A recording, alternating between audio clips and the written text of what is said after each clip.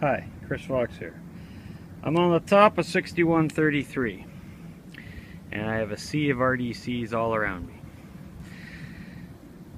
Today I'm installing the Transtronic bell. Decided on the Transtronic bell right now because a steel bell will disappear because rail fans can't keep their hands off of this stuff. So anyways, I'm up here, I'm tied off, I have my fall arrest on, and you can see that the original bell, which sat right here, and that's the air line, has been cut with a grinder, cut right out. So we have to install the new bell, or the replacement bell. So I'm going to use a electronic bell with a air switch. So we're going to see if this fits. It looks like it might. Let's try this.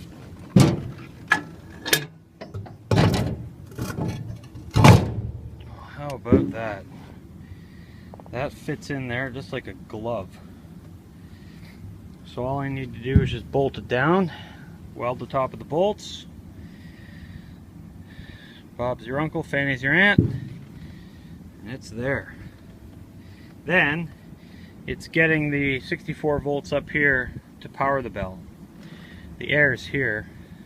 So anyway, that's what we're doing today. Okay, ongoing saga with the Transtronic bell, and what we've done is we've bolted it in place. I had to use a lot of washers to get it to sit properly. They'll be fine like that, but if I get a chance, then I'll redo them with sleeves or shorter bolts. But this is what we had at the time, so this is the way how it is. Now, getting the power up here was fun. The original bell had a bell heater. So I had to trace the wires back to find these wires here. And back inside the car, I was able to get that and go from the end electrical panel and come up in, and then we have a new knockout punch and wired up the bell. So now that the bell's wired, let's see if it works.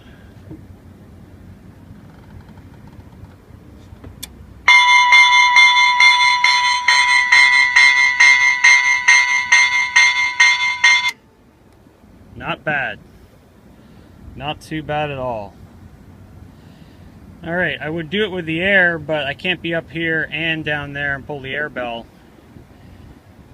at the same time. Very exciting. We have an actual bell back in 6133. Alright, let's see if we have a bell. That's a beautiful thing.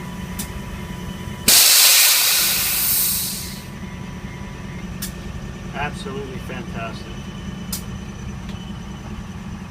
6133 has a bell again.